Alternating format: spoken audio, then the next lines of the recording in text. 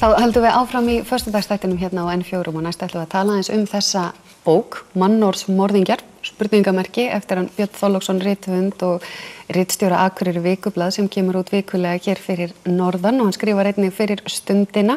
En þú ert búin að vera náttúrulega mjög lengi í blaðamennsku, ef ég man rétt þá vorum við nú að vinna saman þá var ég á Aksjón, þú varst á Devaf í sama húsi, það nú orðið ansi mörg áratugur rúmlega síðan að það var, en varst búin að vera lengi í þessu, en svo í rauninni í seinni tíð ákveður að fara í nám, læra fjölmiðlafræði eiginlega eftir á, eða í hálfleik og fara í fjölmiðlafræði og taka masterinn líka og í kjölfari skrifar þessu bók. Hvers vegna til að sé þörf á henni? Já, sko, það kviknar sem sagt nýjar hugmyndir starfið þegar ég svo heppinn að missa vinnuna og fá ekkert að gera skeið í blaðamennsku eftir hrunið. Og ég sé svo heppinn vegna þess að það hefði náttúrulega getað orðið mín myrkasta stund og allt það, en hérna meðal annars með því að fara í skóla og svona einbeita mér að nýjum hlutum þá fékk ég nýjan kraft og nýjar hugmyndir, nýja löngun til þess að rannsaka íslenskt fjölmiðlaumhverfi og fjalla það.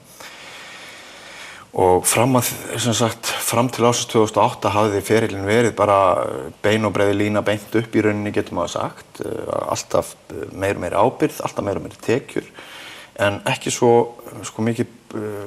djúpar pælingar það, sko, er ég að ganga til góðs? Erum við að ganga til góðs á hverjum degi? Þú þekkir þetta, maður bara stendur með skófluna og maður mókar. Og hefur kannski ekki svo mikinn tíma til þess að velta fyrir sér hvort fjölmiðlar eru sannarlega sá lýðræðislegi hornsteinn sem þeim ætlað að vera. Og þetta vindur svo upp á sig. Fyrstu skissur þessari bók verða til 2008 þegar ég fer svona að hugsa þetta upp á nýtt og síðan með meistaranáminu í blaðamennskunni við HÍ þá kemur upp svo hugmynd að lokaverkefni mitt verklegt þegar ég kláraði fyrra. Það verði handritað þessari bók. Þar sem fjalla verði sögu fjölmiðlunar á nokkru leyti, síðari tíma sögu, ýmis vandamál sem koma upp. Ég sem heimild til 25 ára á þetta langri sögu, þeim þótti ég áhugaverð heimild og þetta átti svona upprunalega að vera töluvert fræðileg bók, kenningarleg og svona fyrst og fremst kennslubók fyrir meistaranema við HÍ í blaðamennsku og það stóð til á tímabili að Háskólasjóður myndi gefa hann út. Þannig að hún er svona þurrfræðibók, en það var einhver þráður í henni, svona mósaíksögur þar sem ég segi bara í rauninni mína eigin mistakasögu eins og ég sé hana í dag að miklu leyti og alls konar svona pælingar, þetta er svona litlar dæmisögur, ein leið til þess að miðla merkingu er að segja hellingasögum, litlum dæmisögum. Getur þú nefnt eina slíka? Og það svona varð þannig að bókin verður svona bræðingur af hinu fræðilega en ekki síður bara eitthvað sem að almenningur vonandi fagnar að fá í hendurnar til þess að auka fjölmiðlalæsið og sjá bakvið fjölmiðlana. Já, dæmisögurnar eru margar. Ég meina, ég get til dæmis nefnt það að sko einn kafli bókarinnar hann fjallar sérstaklega Akureyri Vikublað, útgáfusögu Akureyrar Vikublaðs. Sá kafli ber yfirskriftina Herskáa Héraðsfréttablaðið. Sem það hefur alveg vissulega fengið. Já, einmitt. Og það var tilvitnun í opnu grein í einhverju blaðana sem að bara sá ástæðu til þess að gera sérstaklega úttekt hvaða fyrirbrigði þetta Akureyri Vikublað. Þegar var búið að vera í útgáfu í nokkra mánuði. Og ein dæmisagan sem ég segi ég segi semst margar norrlenskar sögur, margar sögur af nálægðar vandanum sem að blaðamaður glímir við og í rauninni því hvers konar sprengja fellur á umhverfi fólks sér sem er kannski ekki vant gagnrýninni blaðamennsku. Ein dæmisagan sem dettur í hug bara þegar þú spyr sérstaklega, hún fjallar vinslit, hvernig sem sagt vinkona mín, gróin og gömul vinkona mín, kona sem að mér þykir mjög vænt hvernig frétt sem ég skrifa sem sagt verður til þess að það verður persónulegu skaði á hennar lífi og mínu lífi og okkar lífi.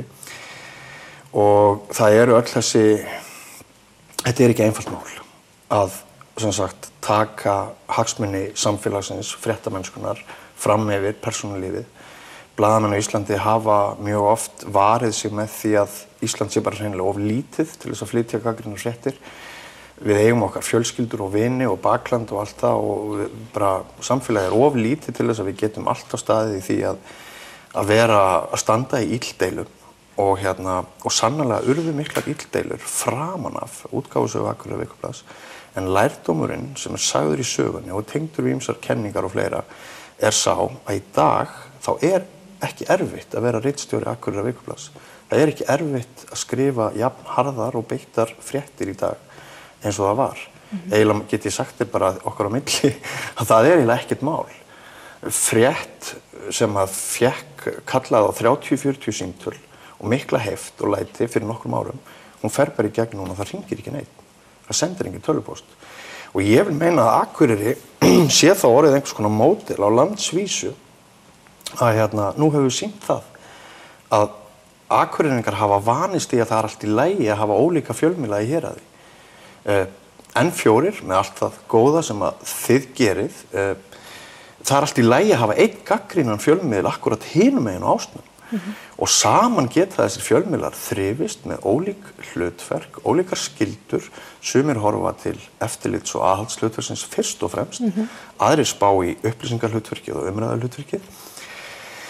Og mér finnst bara áhugaverður lærdómur af þessu öllu að draga og blessunarlega eru margir fleiri sammála því bókin hefur vakið mikla athygli. Það verið að bjóða mér á ráðstefnur bæði í Reykjavík utan landsteinana nú þegar og ég held sannarlega að þetta sé eitthvað svona í samræmi við rannsóknarskýrslu Alþingis þar sem ákallið var að þeir sem væru í gagnrýni í fréttamennsku þeir eru sannarlega að vinna sjálfstæðar í þágu samfélagsins.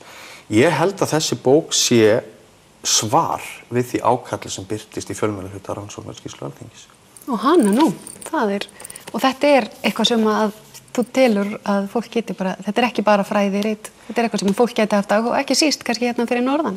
Í alls ekki bara fræðirit og reyndar sá kafli þetta endaði hjá Silju Aðalsteins og Þórbirni Brótasinni, margir fræðimenn sem koma að þessu.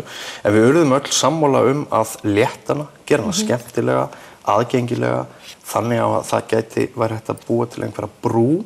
Ég heimildamaður, ég að leka upplýsingum úr baklandi fjölmiðla. Ég að hvísla almenningi, pst, þetta svona. Þegar frétt birtist ekki, þá getur verið rosalega mikið lygi á bakvið það og mikið plott að birta hann ekki, mikil ósögð saga. Þannig að já, ég vona það við verðum einhvern veginn að dansa saman almenningur og blaðamenn og engin blaðamennska verður sterkari en sá svörður sem hún sprettur úr. Takk fyrir spjallið, Björn, og það þessi bók, Mannorðsmorðingjar, og ég bara hvet áhugasamna til þess að kíkja á hana, en við ætlum að halda áfram í föstudagsþættinum eftir augnablik.